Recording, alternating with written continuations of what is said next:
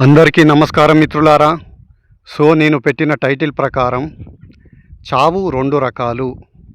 Title ఇంకోసారి వినండి, చావు రెండు రకాలు. మనం విషయంలోకి వెళితే రెండు రకాల చావులు ఉన్నాయి. ఒక చావు ఏమిటి మిత్రులారా? ఇప్పుడు మనం చూస్తూ ఉంటాం, డైలీ ఎవరో ఒకరు చనిపోవడం చూస్తూ ఉంటాం. అంటే దేహాన్ని విడిచాడు. నిన్నటిదాకా కదిలిన ఆ వ్యక్తి ఈరోజు అక్కడ కదలిక లేకుండా పడి ఉన్నాడు. అతడి దేహం నశిస్తుంది. కదిలే శక్తి ఏమైందో ఎవరికీ తెలియదు. ఇది ఒక రకమైన చావు. ఇది అందరికీ తెలిసిందే, దీనికి జ్ఞానం అవసరం లేదు, మనం కళ్ళతో చూస్తున్నాం.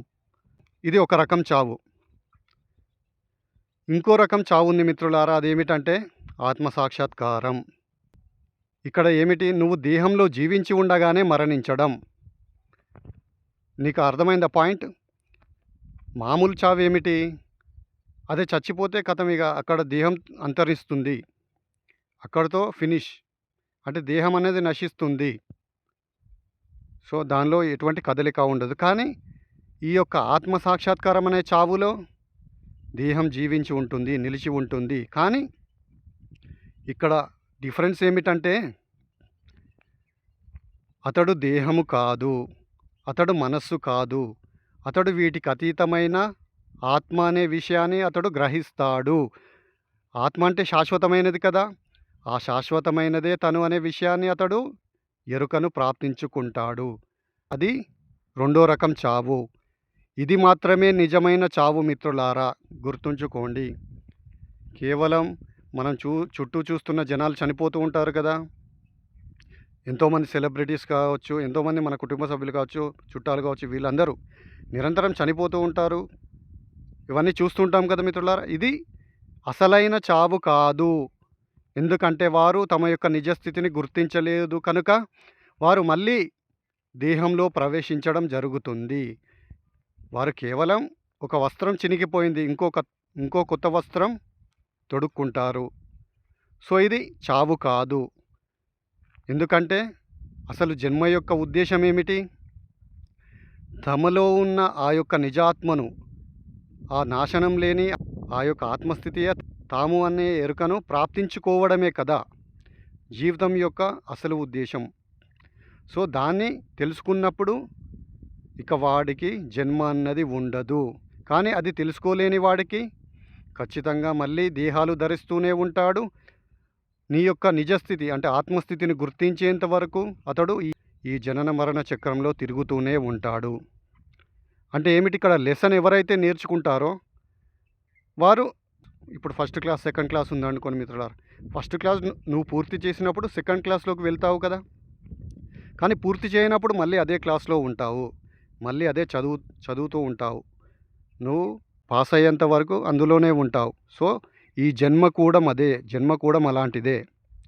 ఎవరైతే తమ ఆత్మను గుర్తించలేదో వారు అది గుర్తించేంత వరకు, దాని ఎరుకను పొందేంత వరకు వారు మళ్ళీ దేహాలు ధరిస్తూనే ఉంటారు, జన్మిస్తూనే ఉంటారు. దీన్నే మనం జనన మరణ చక్రం అంటాము. అందుకే యోగులకు జన్మ ఉండదు అని అంటూ ఉంటారు. కారణం, ఒక రమణునికి కావచ్చు, ఓషో, మెహర్ బాబా, ఇటువంటి వారికి మళ్ళీ జన్మ ఉండదు, ఆత్మను తెలుసుకున్న వారికి జన్మ ఉండదు అని అంటుంటారు. కారణం ఏమిటి? వారికి జన్మ ఏర్పడిన ఆ యొక్క ఉద్దేశం అన్నది పూర్తయిపోయింది. జన్మ యొక్క లక్ష్యమే నీ యొక్క నిజస్థితిని గుర్తించడం. నేను దేహాన్ని కాదు, నేను మనసుని కాదు, కానీ వీటికి అతీతమైన శాశ్వతమైన ఆత్మను, దానికి చావు పుట్టుక లేదు అనే సత్యాన్ని వారు గుర్తించిన తర్వాత వారు మళ్ళీ ఇక జన్మించడం అన్నది ఉండదు. కేవలం అది తెలుసుకోని వారు మాత్రమే ఉద్భవిస్తారు.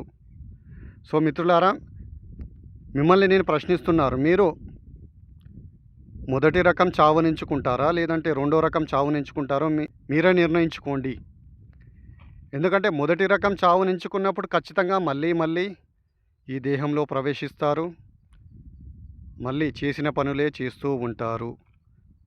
ఆ జనన మరణ చక్రంలో తిరుగుతూ ఉంటారు. కానీ రెండో రకం చావులో, అదే ఆత్మసాక్షాత్కారంలో, ఇక మళ్ళీ మీరు ఉద్భవించరు, అంటే దేహం ధరించరు, శాశ్వతంగా నిలిచి ఉంటారు ఆత్మస్థితిలో. ఇది రెండో రకపు చావు. ఇక్కడ చూడండి మిత్రులారా, రోజు మనము దేహము మనస్సు అన్నది లేని స్థితిలో మనం రోజు ఆ స్థితిని అనుభవిస్తూ ఉన్నాం. అది ఎక్కడ? గాఢ నిద్రలో. రోజు మనం నిద్రపోతూ ఉన్నాం కదా మిత్రులారా, నైటు రాత్రిపూట నిద్రపోతూ ఉన్నాం కదా. గాఢ నిద్రలో మనకు దేహం ఉందా? మనస్సు అనేది ఉందా? లేదు. మనం ఆత్మలోనే ఉంటున్నాం. ఆ ఆత్మ యొక్క స్థితిలోనే ఉంటున్నాం. కానీ అక్కడ ఎరుక లేదు. సో ఆ స్థితిని నువ్వు మెలకువలో గుర్తించినప్పుడు, అంటే ఆ యొక్క ఆత్మస్థితిని నువ్వు మెలకువలో ఎరుకలో తెచ్చుకున్నప్పుడు, ఇక నువ్వు శాశ్వతమైన వాడివి అనే ఎరుక నీకు కలుగుతుంది కనుక అప్పుడు నీకు దేహం అనే ఆ యొక్క అబద్ధం తొలగిపోతుంది. అంటే ఇన్నాళ్ళు నేను దేహానికి రోగం వస్తే నాకొచ్చింది అనే ఆ యొక్క దేహమే నేను అని భావించావు కదా, ఆ యొక్క భావన అన్నది పడిపోతుంది. గాఢ నిద్రలో నీ యొక్క ఆత్మస్థితిలో ఆలోచనలు లేవు కదా, మనస్సు లేదు కదా. సో మనస్సు కూడా నువ్వు కాదు అనే ఎరుక నీకు కలుగుతుంది. సో ఎందుకంటే ఇవన్నీ పుడుతూ ఉన్నాయి, చస్తూ ఉన్నాయి. ఆ గాఢ నిద్రలో దేహం లేదు, మనస్సు లేదు, అంటే అంతర్ధానం అయ్యాయి కదా. మళ్ళీ నువ్వు స్పృహలోకి వచ్చినప్పుడు, మేలుకున్నప్పుడు మళ్ళీ ఇవి రెండు ఉద్భవిస్తున్నాయి. అంటే ఇవి పుడుతున్నాయి, అంతర్ధానం అవుతున్నాయి. అంటే ఇవి శాశ్వతమైనవి కాదు అని నీకు ఇక్కడనే అర్థమవుతుంది. సో కానీ నీ యొక్క గాఢ నిద్ర స్థితి నిరంతరం ఉంది.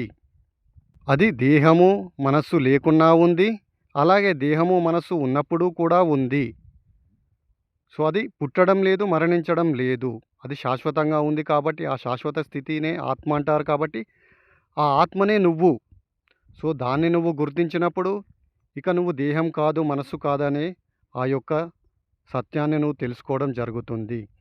ఆ సత్యాన్ని గుర్తించిన వాడికి మళ్ళీ దేహము మనస్సు అన్నది ఉద్భవించడం అన్నది ఉండదు. సో మిత్రులారా, నేను మీకు చెప్పదలుచుకున్నది ఏమిటంటే, ఊరికే దేహం మరణిస్తుంది కాబట్టి నేను చచ్చిపోయాను అని గుండెలు బాదుకోకండి. మళ్ళీ దేహం పుడుతుంది, అది కాదు నిజమైన చావు. అంటే అది నిజానికి ఆత్మసాక్షాత్కారానికై ప్రయత్నించేవాడే నిజమైన ధీరుడు. ఎందుకంటే అతడు తన నిజస్థితికై ప్రయత్నిస్తున్నాడు. కానీ చాలామంది ఈ ప్రాపంచిక జనాలు ఏమిటి, తమది కాని వాటి కోసం ఏడుస్తూ ఉంటారు. కారణం ఏమిటి? అది తమది కానిది ఏమిటి? దేహం తమది కాదు, ఆలోచనలు తమవి కావు, అంటే మనసు అన్నది కూడా తను కాదు కదా. సో వాటి కోసం తను ఏడుస్తుంటాడు. కానీ తన ఆత్మ కోసం ఏడవాలి. ఏదైతే నీ నిజస్థితి ఉందో దానికోసం ఏడవండి. దాన్ని గుర్తించలేదు, దాన్ని స్పృహ పొందలేదనే సత్యాన్ని గ్రహించి దానికోసం ఏడవండి. కానీ దేహం పడిపోయిందే, దేహం అంతరించిపోయింది అని ఏడుస్తుంటారు. కారణం వారు తమను తాము దేహంగా భావించుకుంటారు. కాబట్టి దేహం పడిపోతే తాము పడిపోయాము, దేహం మరణిస్తే తాము మరణించామని భావిస్తూ ఉంటారు. కానీ ఇది అజ్ఞానం.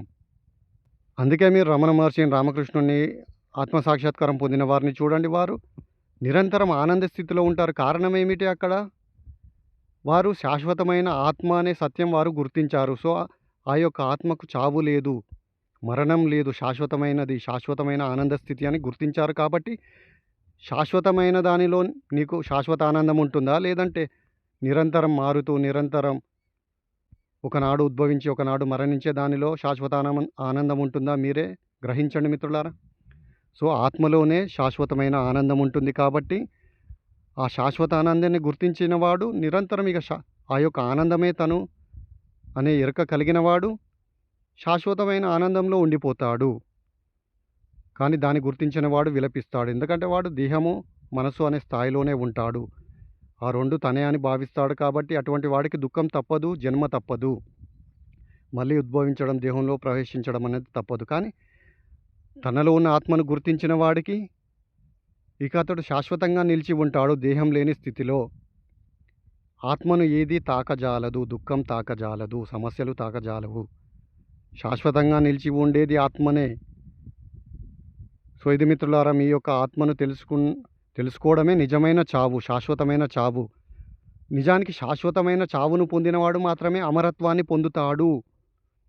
ఏదైతే ఇప్పుడు అందరూ చస్తున్నట్టుగా చుట్టూ ఉన్న మనుషులు చస్తుంటారు చూడండి, కేవలం దేహం మాత్రమే వదిలిపోయింది. సో అటువంటి వాడు శాశ్వతమైన స్థితిని పొందలేడు. వాడు మళ్ళీ మళ్ళీ ఉద్భవిస్తూనే ఉంటాడు, మళ్ళీ మళ్ళీ ఈ కష్టాలు అనుభవిస్తూనే ఉంటాడు.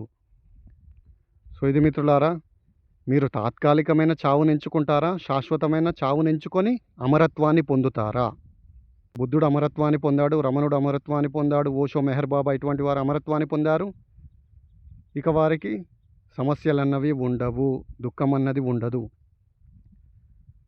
సో ఇది మిత్రులారా, మీకు అర్థమైందని నేను భావిస్తున్నాను. ఏది తాత్కాలికమైన చావు, ఏది నిజమైన చావు, శాశ్వతమైన చావు అనేది మీకు తెలిసిందని నేను భావిస్తున్నాను.